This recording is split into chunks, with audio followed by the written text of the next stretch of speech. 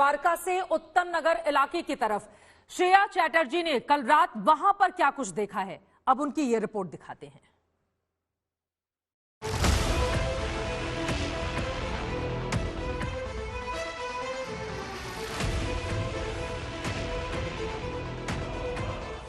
करीबन 10 से 15 मिनट हो गए हम द्वारका के सेक्टर 1 से निकल के आउटर दिल्ली के तरफ जा रहे हैं और जो रास्ते पे हम चल रहे हैं अभी फिलहाल यहाँ पे हमें कोई पुलिस की टीम करीबन 15 मिनट तक नहीं दिखी, कोई पीसीआर वैन रास्ते पे नहीं दिखी।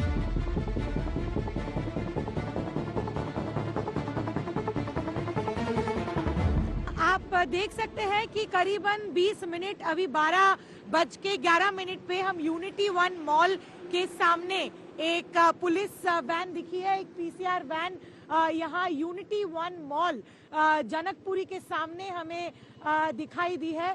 ये करीबन द्वारका सेक्टर 1 से निकल के 15 से 20 मिनट बाद हमें ये जो पीसीआर वैन यहाँ पे मौजूद हुए दिखाई।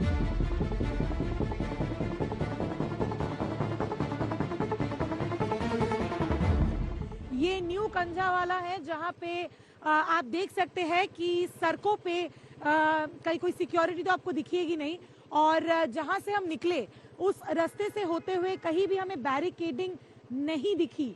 ये बताना बहुत ही ज्यादा जरूरी है कि सिर्फ एक पीसीआर वैन हमें फिलहाल दिखी जनकपुरी के यूनिटी 1 मॉल के सामने, और उसके अलावा कहीं पर भी कोई बैरिकेडिंग, कोई सिक्योरिटी हमें नहीं दिखी।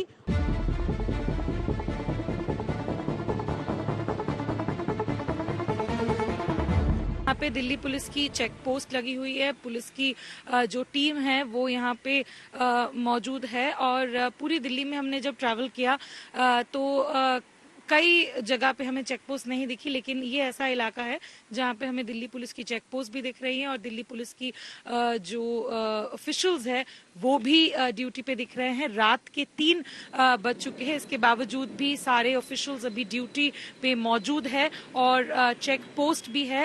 ये एक सेफ्टी एपरेटस है जो कहीं ना कहीं लोगों को भी अच्छा फील करवाएगा। दिल्ली की ऐसे जगहों पे भी दिल्ली पुलिस रात के 3 बजे मौजूद है और ये कहीं ना कहीं एक अच्छी चीज भी है जो लोग देख के खुश भी होंगे। और हो सकता है कि ऐसे चेक पोस्ट अगर बढ़ाए जा सके तो कहीं ना कहीं दिल्ली के लोग और भी ज्यादा सेफ महसूस करेंगे। वीडियो जर्नलिस्ट दीपक बिष्ट के साथ श्रेया चैटर्जी, आज तक।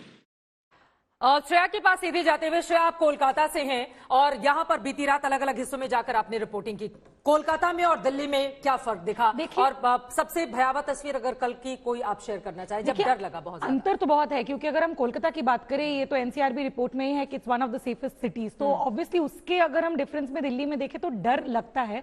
कल करीबन 11 बजे से 4 बजे तक मैंने ट्रैवल किया। एक ऐसा स्ट्रेच था जहां पे, क्योंकि मैं आज तक की माइक आईडी से रिकॉर्ड कर रही थी, एक कैब वाला आया और कहा कि मदद कर दीजिए, वैगनआर से कोई हमारा पीछा करके चोरी करने की कोशिश कर रहे हैं। तो आप सोच सकते हैं कि कोई एक रिपोर्टर से मदद मांग रहे हैं और ये कह रहे हैं कि आए दिन ऐसा होता रहता है, यहाँ कोई पीसीआर नहीं होता, कोई हमें पूछने के लिए नहीं आते और कोई माइंडसेट का भी, क्योंकि यहाँ पर अलग अलग अगर हिस्सों के लोग देखें, यही लोग ज्यादातर राजधानी दिल्ली में आते हैं कोलकाता से, अलग अलग हिस्सों से, लेकिन दिल्ली में आके एक मानसिकता चेंज भी दिखती है। आप ये नहीं कोलकाता बहुत सेफ है, दिल्ली में आके लेकिन बहुत सारे ऐसे लोग अलग अलग हिस्सों के मिल जाएंगे जो इस तरह से इन्वॉल्व हो जाते हैं। क्या एक माइंडसेट भी है जिसको चेंज किए जाने की जरूरत है राजधानी दिल्ली में? खास मैं कहूंगी कल तक ना मैं डिनाइल में थी। दिल्ली से मुझे प्यार है, मैं भले ही कलकत्ता से हूं, मुझे लगता है कि इतना भी ज्यादा अनसेफ नहीं है, ज्यादा दिखाया जाता है, लेकिन कल रियलिटी मिली कि नहीं, ये सच है कि अनसेफ तो है। और ये जो डिस्प्रोपोर्शनेट मैनिंग है ना दिल्ली पुलिस की, ये कहीं ना कहीं हमें चेंज करना पड़ेगा। एक जगह पे